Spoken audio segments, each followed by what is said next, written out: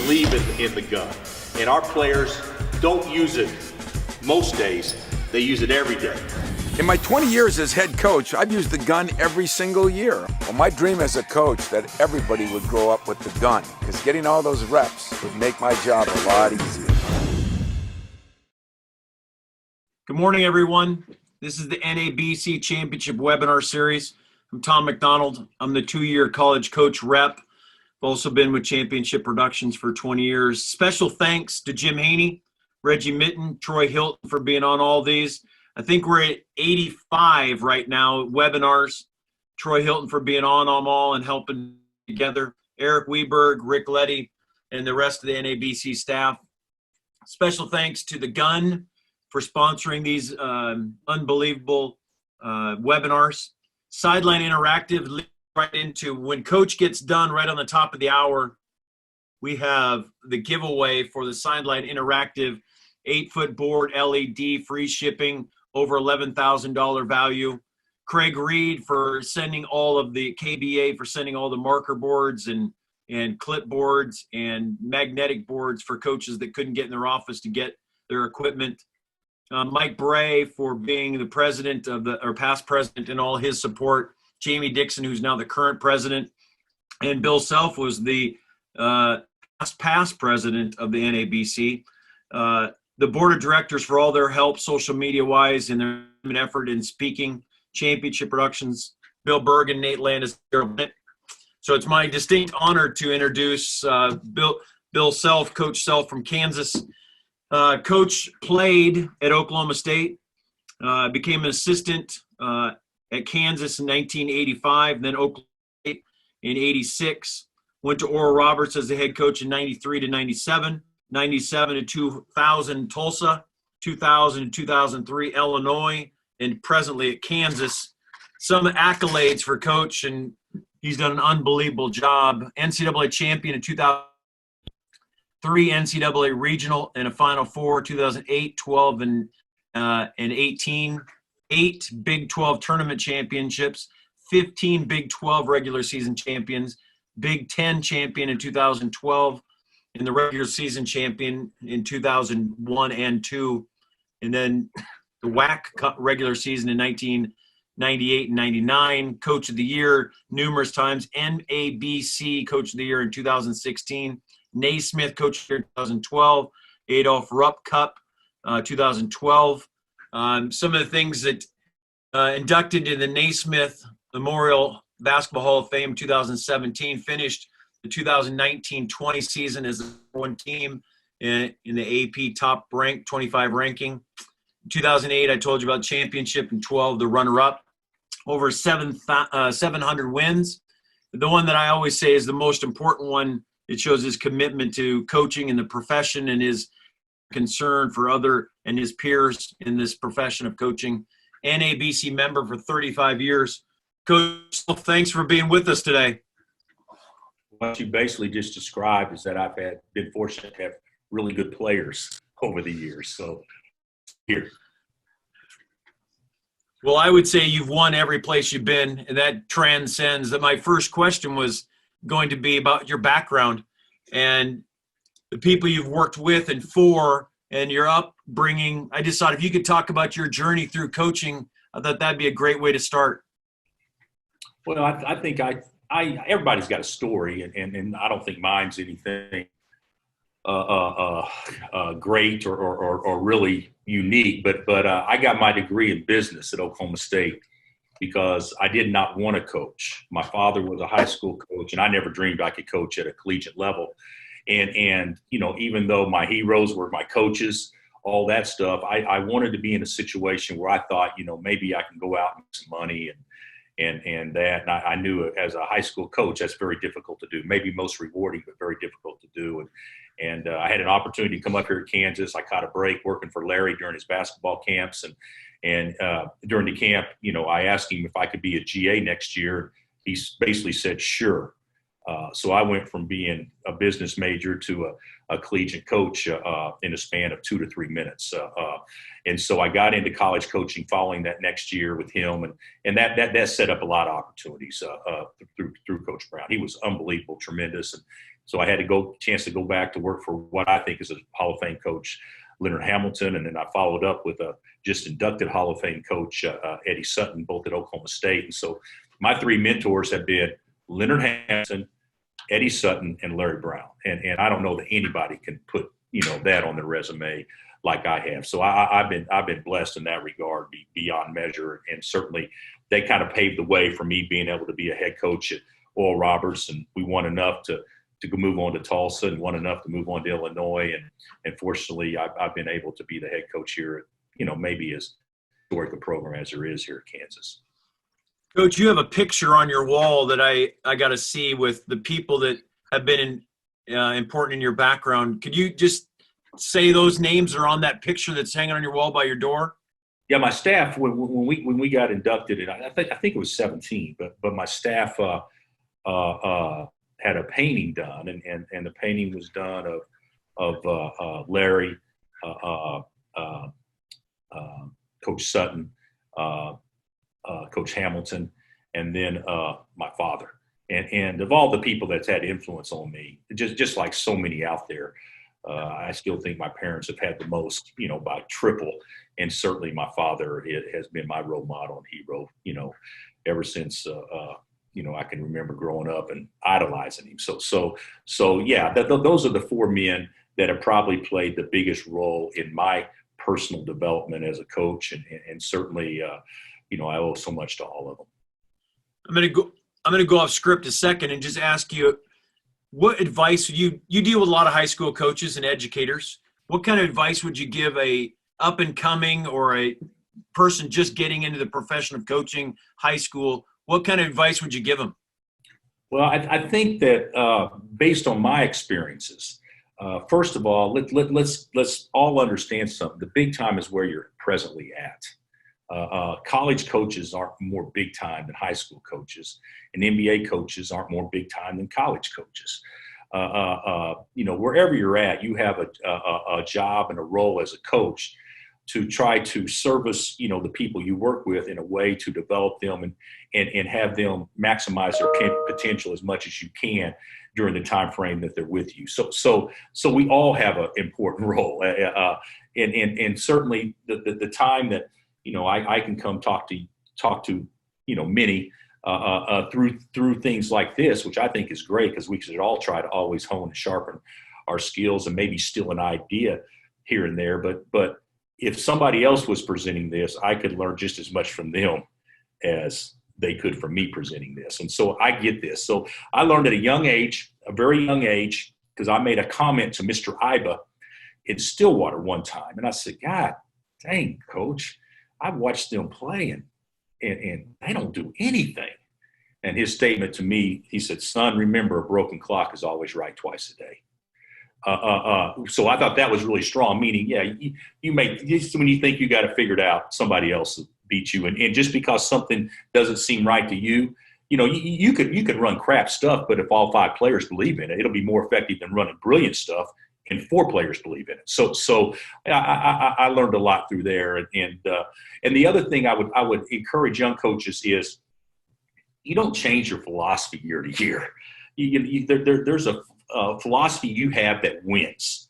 And it may take a little time to develop that philosophy, but after you develop it, it's certainly something that is tweaked, but you don't change how we play. I don't believe you go from being a pressing coach, and we believe in pressure, and this, and this, and then when your personnel changes a little bit, no. What we're going to do, we're going to play a tight 2-3 zone. Or to me, a philosophy is how do we get one or more shots each possession? And a philosophy is how do we give up one or less shots each possession? And then you tweak that within your personnel to try to get the maximize your situations. Like with me, our whole deal is how do we get easy baskets? So defensively, the most important thing we cannot give up is easy baskets. So you construct your offense and your defense to try to get to that end result. And I think that sometimes as young coach, because I know I did it, I want to switch all the time and everything. Well, you may tweak, but don't switch on how you believe you should play. If you believe in your heart, that's the right way to play. And Coach Brown taught me that a long time ago. And so, and the next thing, I had a coach tell me this one time, when I was at Oral Roberts, and we'd experienced a little bit of success, and maybe a couple schools were calling. This guy said something to me, should I go? Should I stay? And he said something to me. He said, Bill, do you like your AD? I said, yeah, I love my AD. You like your president? Yeah, I love my president. You like the kids? Best kids ever. And he said, well, why don't you try to make the next job the one you presently have? And I thought that was great advice, because we're always trying to get ahead and get to the next job. But you realize the big time's where you're at. We didn't get in this to make money, even though it's worked out pretty well for many, but we didn't get in this to make money. We got into it to make a difference. And certainly the opportunities are there to make a difference, even if you feel like you have to be on that climbing ladder. I don't believe that's necessarily the case. Don't get ahead of yourself. Well, that leads right into the next one is, Coach, culture, leadership, motivation. I mean, every place you've been, Oral Roberts, Tulsa, Illinois, and Kansas, I would say one of the biggest attributes is execution, and your teams always seem to play really, really hard. Could you just talk about how you implemented culture, motivation, leadership, and how those all work together? Well, everybody says, boy, we got a great culture. And then, I can say the same thing. We got the best culture. I mean, it's fantastic. We can always do a little bit better, but there's an attitude to work. There's an attitude, no shortcuts. There's an attitude, no free lunches. There's an attitude, this is who we are. This is what we do daily. The old teaches the new. There's an attitude of winning. People change, expectations don't. We have that mindset, but I'll go into one thing, and this may sound kind of silly, but I never really believed in this outside speakers coming in that much and helping you. And I was on a trip to Australia with a good friend, and we started kicking around what leadership really looks like, how to build an organization, not basketball, but how to build an organization and this and that. And he's a very successful builder out in California, in the Tahoe area. And we started going into things, and he came out and visited with myself, my staff, my team. And we spent about 3 days with him, and we came up with some stuff that I think is good. Our KU vision, our vision is to win a national championship and to grow daily. That's our vision. Okay. And then how do you get to that? And then we have daily expectations. One would be to show up fully present, ready to work and grow. 2 would be ownership, becoming a caretaker of this place and also a contributor. And 3 would be experiences, to have fun, to energize the experience, and to add value to the experience. And then after that all got broken down, we broke it down into 3 things. If you do those 3 things, the other things you have to have in order to develop the culture for us that we wanted to try to create was alignment, which is partnership, same beliefs, and no side streets. Leadership, humility, empowered, uplift others, promote growth, and set good examples. And then lastly, the culture is speak and listen right, others first, honesty, finish strong, and a tiny bit more. And that's stuff that we live by. It's posted all over our locker room and everything. And to me, that helped this team a lot, because whenever we kind of got out of whack, and we had a buzzword. We had a buzzword like lock in. So that would be our key phrase. And so if a guy gets out of the rails a little bit and starts thinking selfishly or this or that, all a teammate had to do was say lock in, and that means basically the same things that you want to say as a coach, but you shouldn't. And it was a good way that we started communicating with each other, where we didn't talk down to each other. We were trying to lift others up, and there were certain buzzwords that meant what you want to say, but we didn't actually say them. And I really think it helped for our entire locker room. And I think our culture this past year was the best it's been in 17. And, it's been pretty good. Coach, my next question is, during this pandemic, COVID-19, how have you, the staff, players, and your recruits been interacting? What mechanisms, what are you using to keep this ship going straight? Well, like everybody else, I've never heard of Zoom. But I've actually become a technology expert on how to communicate in some ways, and there's different avenues to do that also. But the main way I've coordinated or kept in touch with players and our staff is through texting. That's still their favorite mode of communication. FaceTiming more, which I do not like, but certainly I've learned to do that since we've got grandkids now.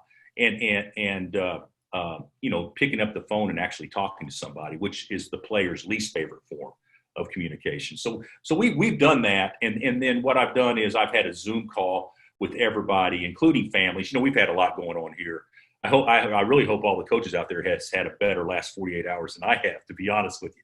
But we've had so much going on and so many things to explain out and unknowns, and with the pandemic and with the NCAA and everything else going on. So we've tried to be as open and transparent with them as possible through Zoom calls, allowing them to ask questions and things like that. And then we've done the same thing with recruiting, and we divide our players up amongst our assistant coaches, whatever responsibilities that they need to have with them, based on, academics, based on any questions about when can we get back in, based on paying parking fines, whatever would be the day-to-day stuff we go through in the office, we're still able to do through telecommunications. Hey, Coach, while Troy, we're asking you a question. Is there a way Jeremy, or Brennan could write down your culture stuff on that board behind you so people could see it? Yeah, we could do that. Hey, Jeremy, do we have it written up in a way that we don't even have to write it down? Anything? Or if you send it, they can email it to us and we can just send it to everybody too. Okay. We'll just do that. Here's my next question. How are you doing? How is skill development through Zoom or whatever else for your players? What are you providing them for workouts and things that you want them to keep working on during this time of departure? Jeremy, stay right here real quick, because I got one of my assistants with me. It's not easy. You have to trust your players, but the bottom line is we can't watch them on Zoom. There's no virtual watching them. We can't send them stuff and have them try to perform what we see, and we just got to send it to them and trust that they do it. If I'm not mistaken, isn't that correct? Yes. And we're hoping that changes where the NCAA will allow more openness to that type of rule. So what we do is we have our strength coach that develops a workout for each individual guy based on the access he has to workout material. And so we've been able to send them a indoor-outdoor basketball, which nobody had. You don't even think of that stuff. Nobody had. And then, of course, we can send them a few things, but it's very limited from an equipment standpoint. But if they have a dumbbells, if they have a bench, if they don't have anything, if they have resistant bands, whatever we have to work with, he develops a routine for them based on their personal strengths and weaknesses. So, but that's one of those things that, this is a time, I believe that it's probably the best time for personal development, because we'll find out, and all coaches will, and high school coaches everywhere will find out if their players really want to be players, because anybody can do it if you're made to do it. What are you going to do on your own? And so hopefully we have some self-motivated guys that won't use this strictly as a maintenance summer. They'll use it as one in which they can get better. So we send them all the drills. We send them shooting drills. We send them footwork drills. We send them all this stuff, but we're in a position right now, we just have to trust them to do it. And they report back that they do. So we hope that's the case. Next one, Coach, is staff responsibilities. Can you talk about your staff? I mean, I've been lucky enough, and Troy, to see you guys practice. You're pretty hands-on, but what responsibilities do you give your assistant coaches in really preparing them for their job? Well, as far as on the court coaches, we've got 3 coaches that can't be on the floor like everybody else. Video people and student athlete development, director of ops. But as far as the guys on the court, I really think that it's my responsibility to allow them to grow as a coach, to prepare them to be head coaches. And we're fortunate, Norman's been the head coach at St. John's, and Curtis has been around forever, and Jarens is a young up and growing coach that has a ton of potential.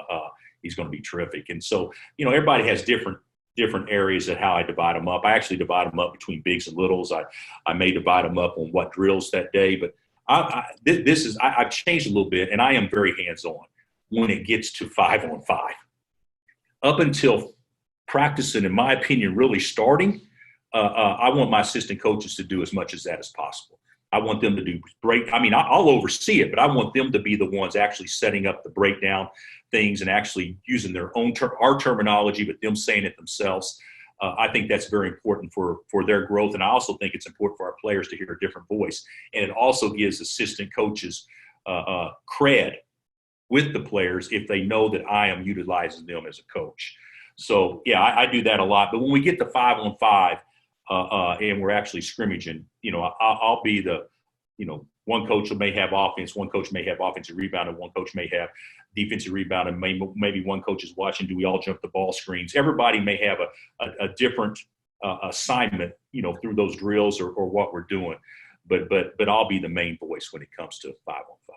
You kind of hit on this one before. Your philosophy on offense, defense, transition, would you consider yourself a flexible, or are you pretty much, this is the way we are, this is the way we live, we're going to die, change, tweak? How would you consider yourself?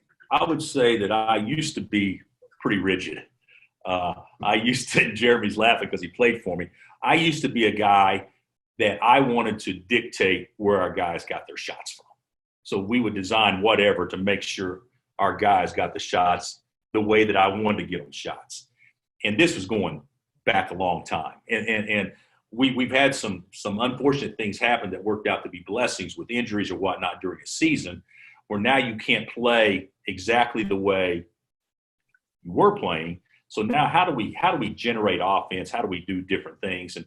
And the thing that I've learned, and it's been there's coaches that are ahead of me on this, but I don't know that there's a lot ahead of me on as we speak. Thing I learned, I trust my guys. I trust them. I want them to be the players. I want them to make plays for themselves. I want them to make plays for others.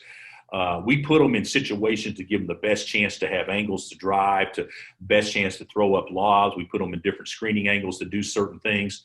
But I want my guys to have the confidence to go be players, because the ball is still the hardest thing to guard. And kids have gotten so good with the ball that it becomes much more difficult to keep the ball in front of you. So even my best Mario Chalmers will come back and say, Coach, why didn't you play like this when we played?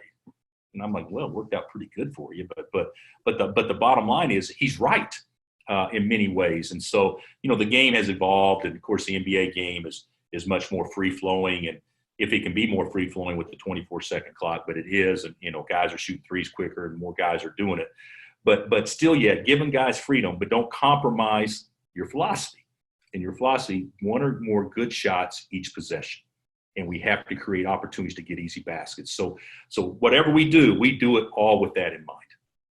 Troy and I get to be pretty lucky. We get to go to practices and shoot arounds. And being in Ames, Iowa, I get to see a lot of you guys come through Ames. But your scouting, if you could talk about scouting, what's important to you? What do you want to know? What do your assistants want to tell you so you're prepared for the next game? And what do you want them to prepare the team for? Well, I think scouting has changed so much because now everybody switches. I mean, I was stubborn, and Coach Case knows this. We never switched. If your man scored on you, your butt is coming out. We never switched, and we did such a good job back in the old days of principles. I mean, this is how you guard a stagger. This is how you guard a double down. This is how we guard cross screen, down screen. This is how we guard pinch post. This is how we guard fade screens. This is how we guard basket cuts. This is how we empty. This is how we bump the cutter. This is how we trap the – I mean, everything was broken down where you had an individual responsibility to be somewhere in relationship to where your man is and where the ball is. And, we really got lazy and we started switching.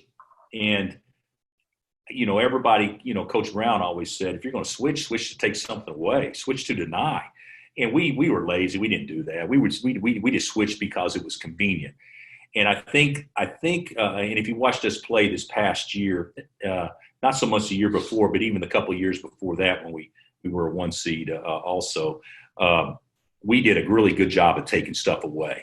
So to me, when we scout, I want the players to see the actions that they run, but I don't care about them knowing the plays that they run. I don't care about, no, this is how we guard staggers. This is how we guard baseline screens. You're going to switch this. You're going to switch this. And when you switch so much, it eliminates so much of the action where it becomes more of, can you guard your own man? So I spend a lot of time, I shouldn't say I ever, but we spend a lot of time on the 4 or 5 favorite things they like to do, the 4 or 5 out of bounds under, the 2 or 3 side out of bounds that they like to do, what they like to do in special situations. But more of our stuff would probably be designed in, how do you guard this guy? Okay, he can only go 2 dribbles left. He's not going to the basket. He's pull up left. He's all the way to the basket right. He's a left foot pivot guy. He's a right foot pivot guy. And you break all that down, and then you send all those clips to your players, and the players have an idea on how they're going to guard their opponent without really knowing how they're going to guard their offense. And then we go over that for a couple of times. And I think it's not easy to keep people from scoring, but it is much easier, because what does everybody do after you guard their stuff? Well, we're going to set a ball screen and run the basket, and we're going to lift the guy from behind or whatever. And then you spend so much time working on those things that you get late in the clock, and in the late clock, are you good at switching this and that? How do we defend the entire 30 seconds and secure it with the possession? It just becomes easier, and so we don't have to switch. This is how we guard OU, but this is how we're going to guard Oklahoma State. It's not as much that. It's just a feel that the guys have, because they kind of have an idea of what they're going to run. But really, we take that away, and then it just all comes down to guarding your man. Coach, you're at halftime of the game. What stats are you looking at to say, hey, we're really playing well, we're not playing well? And then at the end of the game, game's over, what are you looking at stat-wise? Well, I want us to excel in all areas. I always thought with Coach Pitino, I think that he was the first one that I remember. I'm not saying he's the first one that I remember that really emphasized deflections. And I've never been big on that. I've never been as big on deflection and steals, because I learned from Coach Sutton. And he was more into solid, we're not going to give up easy baskets, don't overextend. And I've tried to modify myself a little bit, but I still think what wins more than anything. And if you look at the winningest college programs over time, not for a year, but let's say over the last 10 years, let's say over the last 15 years, if anybody would look at this, of the winningest program, or not, don't even look at the winningest program. Look at who's the top 15 rebound margin over the last 15 years. Who's the top 15 shooting percentage over the last 15 years? Who's the top 15 defensive field goal percentage over the last 15 years? I'm not talking about threes. I'm just talking about field goals. Who is the best at that over the last 15 years? And what you'll find out is, in all the categories, are the winningest programs. And that also means probably because they got better players. But I still hang my hat on that more than anything else. How do you beat somebody that makes 10 threes? How do you beat, we went to Ames one year. You were probably there. They made 17 threes against us in Ames, or 18. They were like 17 to 31 at one time. But we won the game.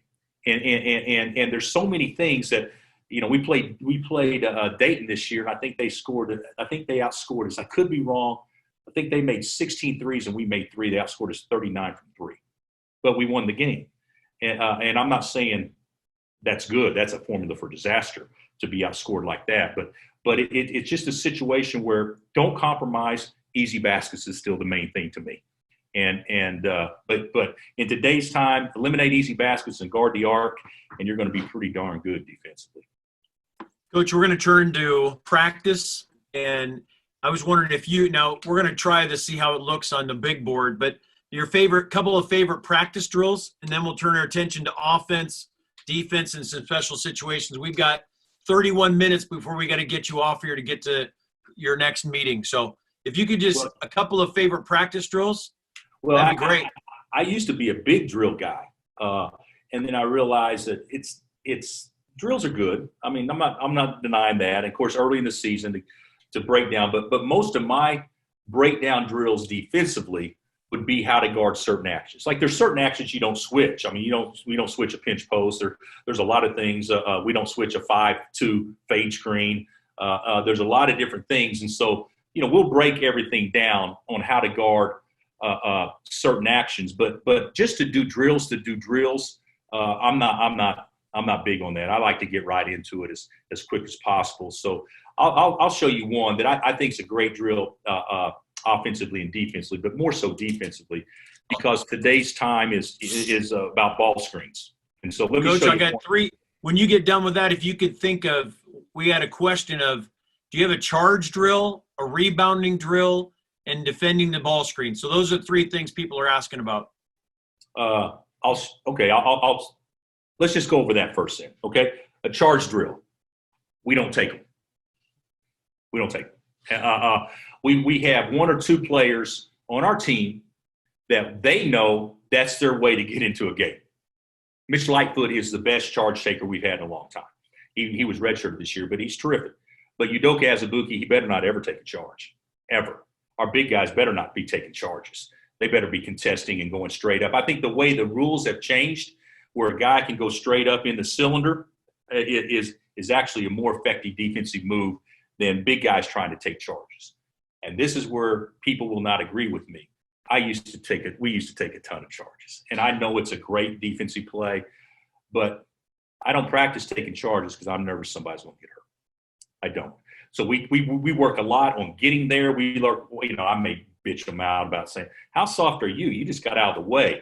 But in practice, I do not emphasize taking charges because I think either player could get injured in that way, more than likely. And if you emphasize it, guys may try to do it, slide under guys, get really, really hurt somebody. So that's bad to say. Now, during a game, I want them doing it, but they don't do it because I haven't emphasized it. It's not important to me as much as what some people would think it would be.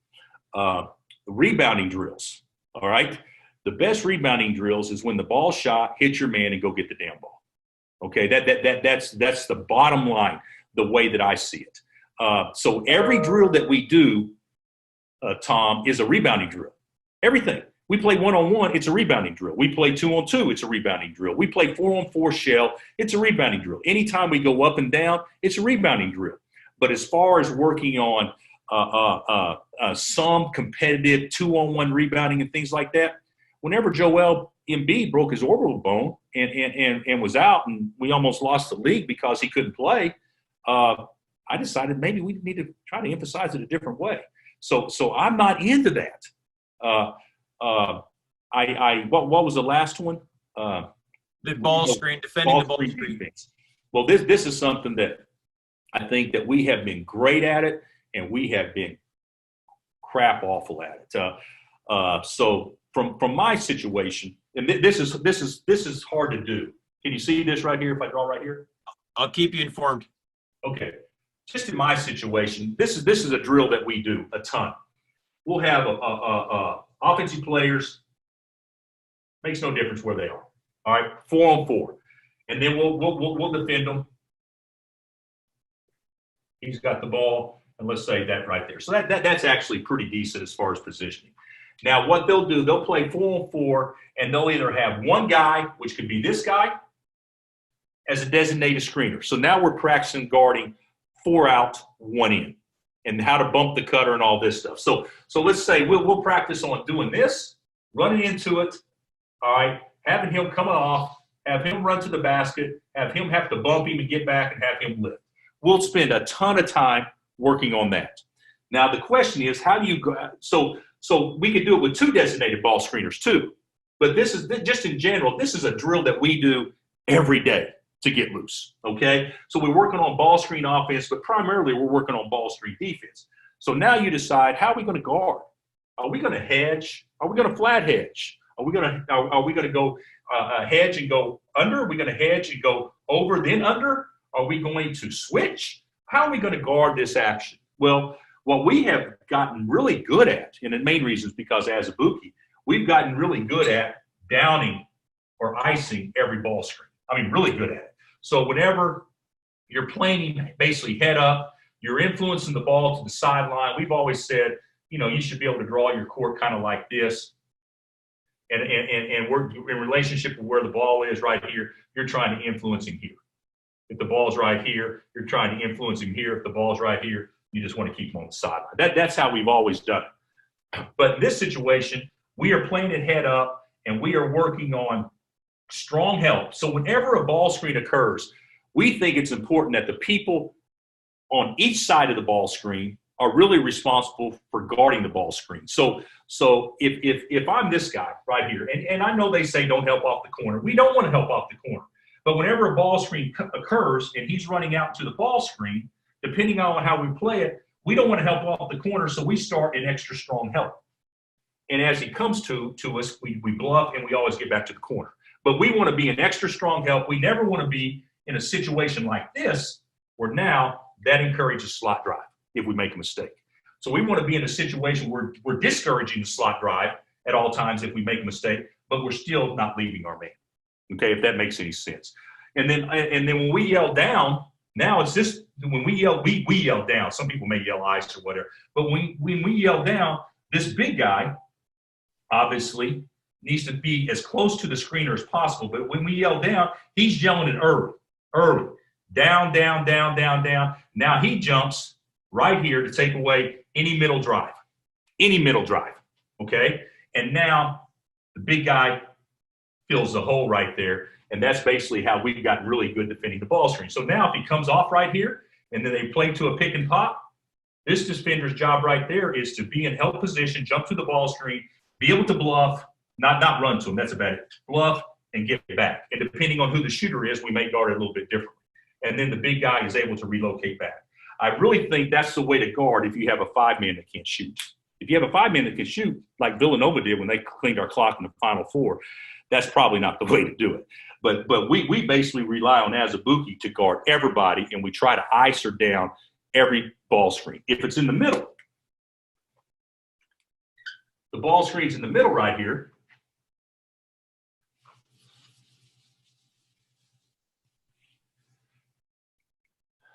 Just so we have a rule, everything's forced left. So whenever a ball screen occurs in the middle, we want to jump. Everything's forced left, and we try to plug it right there with the big. And we've gotten pretty good at that. What if they slip out of it? He stays. This guy jumps to the ball screen, and then he obviously gets through it if he slips out of it and tries to stay right there. But the ball is the most important thing. The ball is the most important thing. That's what we would do. And then any type of 1 through 4 ball screen, it's an automatic switch. And one thing that we do different than some people, and they may not like this, but any time, and you see this all the time, and we do this actually, you have the ball screen set right there for the guy to drive off, and then the shooter slips out of it. And so now, if you stay, the shooter's open, and this is 1 through 4. If you stay, the shooter's open, and if you don't stay, now this defender always looks around, and he gets hung up, and now you encourage a slot drive. So we switch all slips, no matter what. We switch all slips. So as he's coming to set the screen right there, this guy knows that's guarding the ball. He's switching it even if he slips. We switch all slips, and the guy guarding him right there will come, always take the ball. And that's saved us a lot. It's cost us games when we didn't do it, and it's saved us many games when we were able to. Coach, let's switch gears and go right into offense. If you want to just start talking about your man offense, and then we'll go maybe zone. And then I know Troy wants to ask you a question about inbounds or timeouts and stuff like that. But if you want to, one thing I do want to tell everybody is this, not that the coach has done some unbelievable videos with Championship Productions on defensive absolutes, his playbook. So if you go to Championship Productions, look at Bill's self stuff. We just did these absolutes on defense and the offensive playbook this year. So they're unbelievable. So Coach, do you want to go right into maybe your one coach has the question of the 3 out, 2 in and the 4 out, 1 in. And if you want to just maybe start with your offensive philosophy and absolutes. Well, Coach Sutton taught me this a long time ago. We're at practice, and seriously, he runs this. I mean, this is I don't remember it exactly, but this is about how imaginative this is of what he did. Pass, go away, come up, pass, go away, come up. That's it. And he's telling our guys, that wasn't it exactly, but he's telling our guys, Can't guard it. You're not running it right. You're not running it right. The ball's got to move. There's no way you can't get a shot off of this. And I told our guys, I went to Coach afterwards and said, Coach, you know, I haven't been with you very long, and maybe I just don't understand, but we can come up with something better than that. We're not going to score off of that. Teams are too good. That's too easy to guard. And he looked at me like I was the biggest idiot in the world. He said, Self, you just don't understand at all. I know we can't score, but it makes them get the ball to the third side so we can score as quickly as possible. You not know anything? And I started thinking like, yeah, what an idiot. You know, here I am. This guy's been doing it forever, and all he wants to do is give the defense a chance to break down. And so one thing that you will hear with us all the time as an absolute would be ball reversal, side to side. We don't call it side to side. We call it flat to flat. We think in order to run good offense, the ball has to go from here all the way around to the other baseline. So when you watch us play, we'll do many drills where we say, okay, guys, you got 15 seconds to score, and you got to get it to the fourth side. You can't get the fourth side, it's turnover. And guys will be boom, boom, boom, boom, boom. And we do that. We spend so much time doing that where the ball moves so much, we're on the third side, now we can drive a bad closeout. Or now on the fourth side, now we're getting to our third ball screen, and the good teams can guard one. Everybody can guard one ball screen. Pretty good teams can guard two. Very few can guard three. So that's our philosophy and how we get to stuff. So a lot of times we run crutches with two bigs, with one big or whatever, to get an easy basket. I mean, everybody does. I mean, why wouldn't you do that? If you can get your best player touch in a position that he can deliver, we're going to do a ton of that, maybe even early in the clock. But even most of our sets to try to get guys shots are set up based on how do we get the ball to the second and third side to give the defense a chance to break down, because it's a lot easier to guard. Just in theory, it's a lot easier to guard when the ball's here on the first side. Jeremy, could you move the camera down a little bit so we can see the bottom of the screen? Keep right there. Perfect, Coach. Okay. When the ball's on the first side right here, I'm just giving this as an example. When the ball's on the first side, this is what the defense looks like.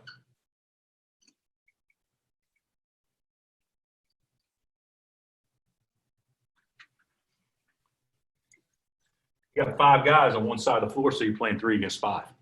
So our whole deal is, well, how do we play, you know, get it to where we're playing 2 against 2 or 3 against 3. And so the way you do that is to move the ball in bodies and reverse the ball and not allow people to load up. So that would be an absolute for us offensively.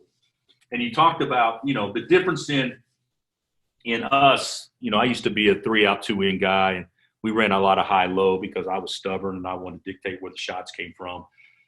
And it worked out great for us. And we do it a little bit now. We don't do it near as much. I would if we had 2 really good bigs, but that could both pass and shoot. But we've gotten into a ball screen mode. So we'll play 2 bigs in a ball screen mode. We'll play 1 big in a ball screen mode.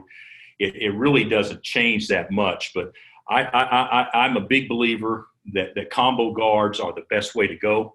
True point guards are great, but when you have a true point guard, you want the ball in his hands all the time, which is a great thing. But I like for there to be 4 multiple handlers. I want a ball screen for 4 different guys, not just for 1 or 2. And so we spend so much time working on ball and body movement, changing sides of the floor, all different screening angles, all this stuff to allow every one of our players to utilize the ball screen. And so that's a little bit different philosophy with us. I'll just give you a simple deal of it.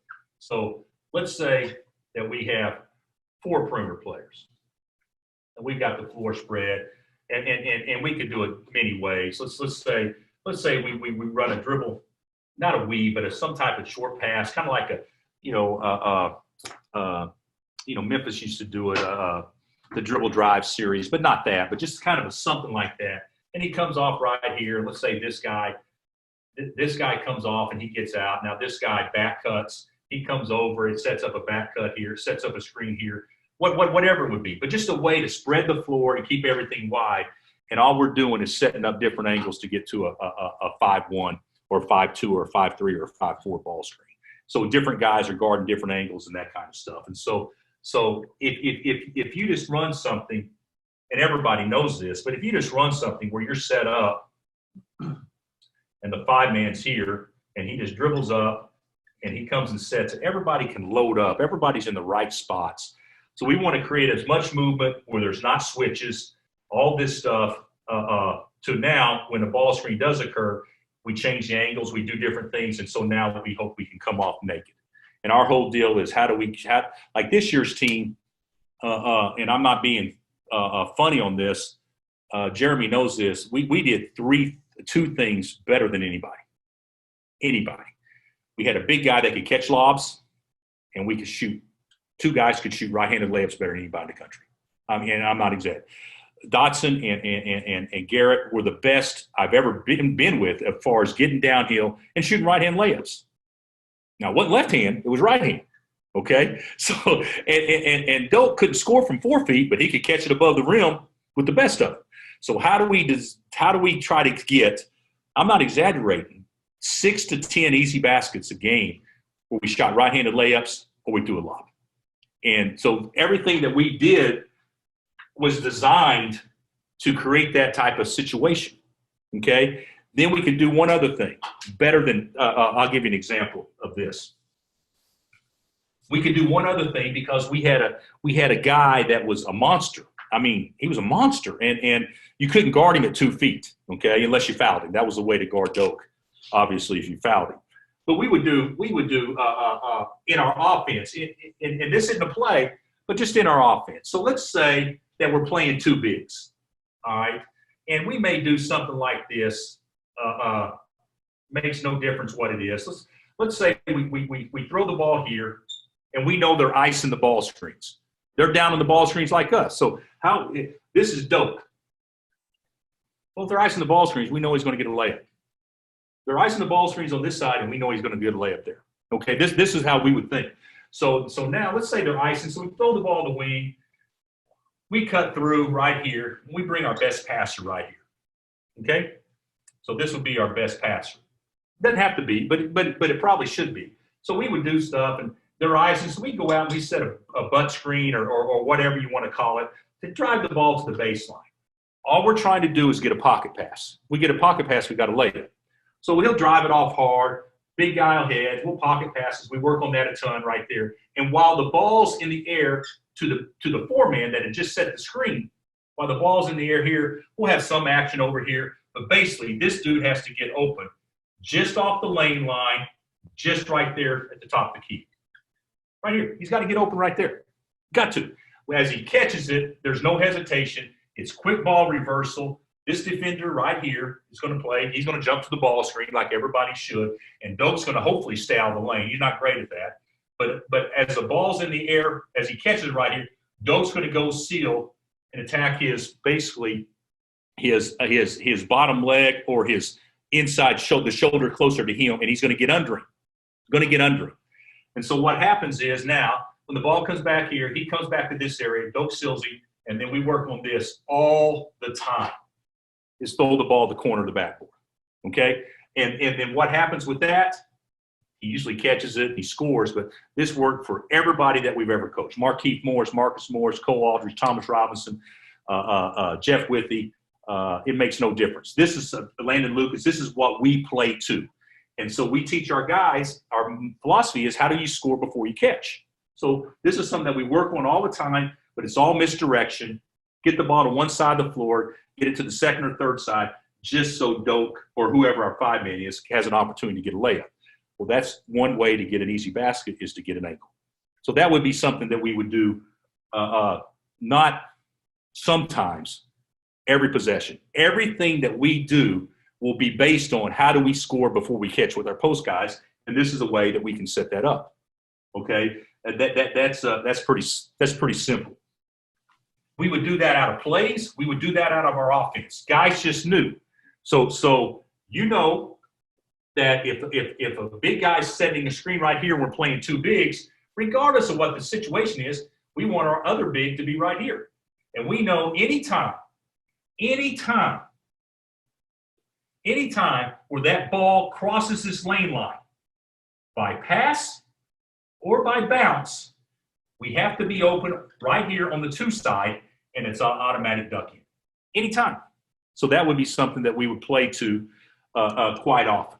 Okay, that's just an example of how we would create our offense in a way where we would have a chance to get a post touch immediately. And that didn't really go into our offense. Our offense isn't that complicated, but we play 4 around 1, keep the floor spread, run into random ball screens, but still yet what you're trying to accomplish is, can we get a right-hand layup?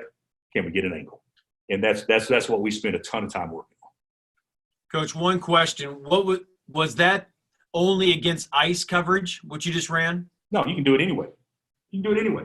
But it's easier if they're icing. So that would be something that we would work on for sure if they're icing or downing. But let's say for instance, we run so many actions like this and don't like that side of the floor. But we can run, and I'm going to make this up as I go. So this isn't thought up, and this is not a play. So let's say we come back right here. Let's say we dribble, we pass there. Let's say we cut through. All right. This guy dribbles up. As he dribbles up, this guy back cuts. Other guy feels right here, and as soon as the pass goes here, we're on the 2 side of the floor where there's 1-2 perimeter players, and Doak automatically knows what he's doing. It doesn't make any difference. This is what we would play to.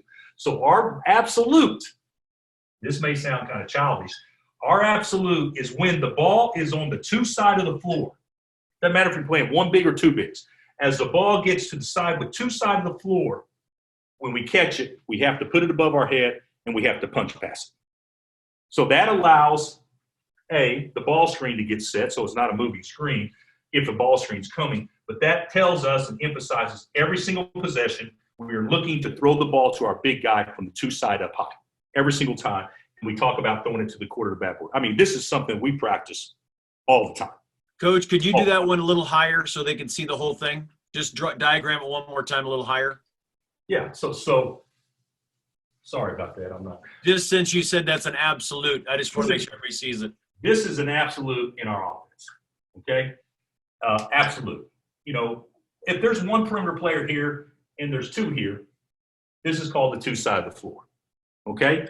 If there's 2 perimeter players here, they're both 2 sides of the floor, okay? So what we teach our guys, unless we're running something different, unless there's a play, we teach our guys whenever the ball is thrown and it crosses the lane line right here, by pass or by bounce, that's the cue for this guy to actually duck in and either get on top or under him, okay? What happens is when that ball's passed, as that comes right there, every time anybody catches the ball on the 2 side of the floor, they have to put the ball right here above their head and they have to look at the post. We teach this, even if they don't throw it. We teach that just so the guys know this is what we're looking for. We don't teach it because we want them to do it all the time. We just teach it because they got to know that this is what we're looking for. And this is our way to get an easy basket out of our offense where we always know when the ball's at the 2 side of the floor, the immediate look is to dunk. Okay. Coach, we have 8 minutes left. Troy's got a question on inbounds, and I was hoping we could get your defensive absolutes before you got to get off. So, Troy, go ahead. Hey, Bill, thanks again for doing this and spending some time with us. I just had a quick question on your philosophy on coming out of timeouts. You get a lot of talk about it on the TV. Fran Fraschilla talks about it a lot. When you call timeouts, it's usually because things aren't going right. You're not thinking about setting up a timeout, but yet coming out of timeout, you usually set up something good. Is that from scouting, or are you seeing something in the game that makes you come with something good out of that timeout? Troy, I would say 60% of the time, it's probably because we need help. And a timeout is designed for a coach to help his team. So we need something to stop the momentum, the negative momentum. We need something to continue the positive momentum. We need something. We just need to rest them because they're fatigued. You got 3 timeouts left with 3:27 left in the second half, and the media timeout's still coming up. Well, why wait on the media? Go ahead and do it if you're not organized. I mean, so sometimes it's I would say more times than not it's probably done to stop a negative, but a lot of times it's just done because of situation. But out of a timeout, I think that it's, and maybe I look at it differently. and Jeremy's in here now, have we ever not tried to score immediately out of a timeout? That's what that I mean, we want to go. They just gave us an opportunity because the clock stopped to get an easy basket. And so the way that we score out of timeouts isn't usually by trying to get marginal shots. It's trying, how do you get the easiest basket possible? So my thinking is lob. My thinking is angle. My thinking is driving a slot. It could be if Ben McLemore could get wide open, how do we set an elevator screen to get him a shot? But probably 60% of the time that we come out of timeout, it's plays that we have in our arsenal that the guys have run 1,000 times. And we could say, well, they're going under this ball screen, so let's run that. Or they're going or they're downing this ball screen, so let's run this. Or how do we get them to keep from trapping the ball screen, because that's giving us problems? Well, let's run this to hopefully get them out of it. But I believe it's our responsibility it's almost like a special situation. It's or special teams. It's our responsibility to come up with ways to score 2 easy baskets a game that your opponents aren't getting an opportunity to do. And that could be out of timeouts, obviously, and it could be certainly out of bounds under or side out of bounds. Coach, you think you could go through in 5 minutes the defensive absolutes that you have? Or you want to just focus on ball screen stuff? Defending. I'm trying to think if I can remember when we did the video. That's probably talking off the top of my head. So what were the absolutes? Well, you did a lot of the stuff was on defending the ball screens. You had doubling in the post. Yeah. You had rebounding. Just in theory, okay. Our deal is, I'm a big believer on this, and Tom, I'll get to your point in a second. Do most teams beat you, or do you beat yourself most of the time? And the answer is, I think, unless you have an unbelievable team, teams don't beat you. You allow them to beat you by beating yourself, by not executing in a late game situation, by not getting a 2-for-1, by fouling with 3 seconds on the shot clock. There's so many things that we could do that not taking care of the ball, not knowing time, scoring momentum, taking a shot with 7 left on the game clock, and it gives another team for a run out. There's so many things that we do to assist another team beating us. So, the thing that I would say is, from my standpoint, okay, an absolute would be you have to keep the ball in front of you. You pressure the ball as hard as you can, but you have to keep the ball in front of you. And that's very difficult to do with all the ball screens and things like that. But historically, we've been pretty good at that. Another thing that I'm a big believer in, we'll play half a man around, high side, we'll play low side, whatever on the post. But the bottom line is you cannot give your man an angle to score. You have to make the man score over you rather than getting an angle where he can score around you. Big deal to me. If he scores around you, he's going to make 9 out of 10. If he scores over you, he's going to make 6 out of 10. So that's just a percentage play that we do with that. Something else that is probably my biggest absolute, games are won when we are in solid. That's when games are won. That's the last 10 seconds of a shot clock, okay? So from my standpoint, when the clock shot, the shot clock hits 10. Now with some schools, they run a lot of good stuff, but we figured out, well, under 15 seconds, they don't really run anything to get this. This is what they're going to do. There's not another ball screen after the under 15. They back it out and they go flat or whatever. We may switch differently, but our general rule is at 10 seconds, everybody yells solid. And solid means no gambling, no lunging, no leaving feet, no going for any shot fakes, no reaching, all this stuff where we go from being an aggressive defensive team to in solid, that's what we are, solid. We're not going to give them, because what do most teams do when the shot clock gets late? Well, they drive it hard. Well, that's put you in position to foul if you lunge or if you reach or whatever. So that is something that we try to win the last 10 seconds of every shot clock. And if they make a shot, they just make a shot. But we are not going to put them on the line. We're going to make them earn everything. And certainly hopefully not allow them to drive, to get to the basket, to force help, this, and that. So that's what we do. We shouldn't leave our feet on a shot on the perimeter or on a shot fake on the perimeter, unless maybe it's a guy that's made 6 threes and there's 2 seconds on the clock. But the bottom line is that would be an absolute for us. That would drive me nuts more than anything, is that we can't finish a possession. And we talk about that all the time. To me, that's what the good teams do. If you really study it, most teams run their best stuff in the first 20 seconds of the shot clock. Most teams run their worst stuff in the last 10 seconds of the shot clock, because what are they going to do? They're going to get the ball to a guard, they're going to set a high ball screen, or going to let the guy go one-on-one. I mean, that's what most teams do. That's what we do, okay? But to me, if you're solid on that, those shots are 30% shots as opposed to 40% shots or 50% shots, and having an opportunity to go to the free throw line if you just make them make a play. So that would be something that I may be a little different than everybody else. Something else that's an absolute with me. We switch a ton. We never switch out of bounds. Until the ball's in bounds, you never switch. So never.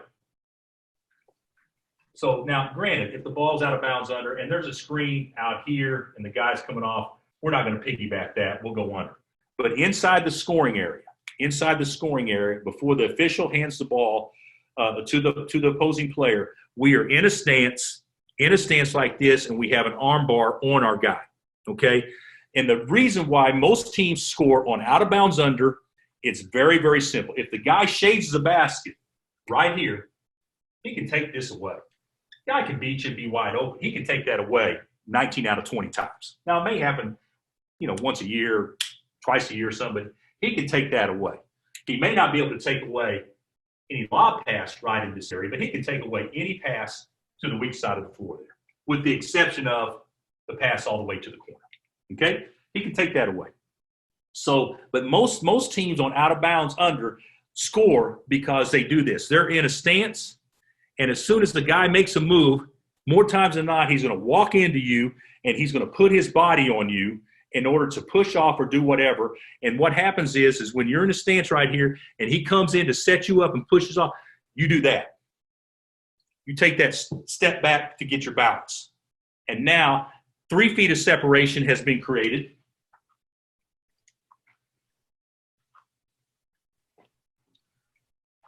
Let's run a simple play here. Simple.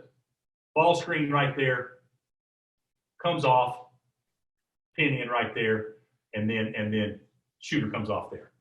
Well, if you help, you create enough situation where there's going to be 3 feet of separation, and then when the next screen comes, now that becomes 6 feet, and there's a possibility for a shot. Okay? So we don't help. That's this guy's responsibility right here to make sure he doesn't get a layup. And when they come in and push us off or whatever, and we're in a stance, we have to be strong enough that as they push us, we're leaning to them, and when they make their break, we make the break at the same time. So now you can go, if you do that, you're never behind so much, even if they do this, you're never behind so much that you can't piggyback it. We go same side on every out-of-bounds play, okay? Same side with no help. And we found that out to be better because when we have switched out of bounds, it's an absolute, but just in theory, this guy switch, slip, do you stay on the slip, do you not, he comes off, and then you can throw the ball right to the basket for an easy shot. We try to eliminate that as much as possible. And you'll see so many games that this guy that's coming off, so many games. Notre Dame won a game like this in Maui. I think they won the Maui championship when Mike Bray actually took his shirt off in the locker room, which was awful on television, by the way. But they won something where there was some type of action. Came off right there. This defender stepped the show, slipped the screen, threw it to him for a layup for a basket. We try to eliminate all that stuff. No switching, stay in a stance. Scout report does not say, will never say, okay, we're going to switch this in this situation. This is how we're guarding it. And then this is a time that we spend a lot on scouting report because the scouting report will tell you the plays they're running, so the guys will anticipate what's getting ready to happen because they know not a switch is coming. That would be something on out of bounds under. That's an absolute for us. I'll tell Coach got to go. I just want to, in the absolute video he did, first of all, experts out there in the world say this was the number one defensive team in the country. In the absolutes, Coach talks about ball screens, shell drill, angles, 5-on-5 defense, rebounding, transition, post defense, and then all those out of bounds situations.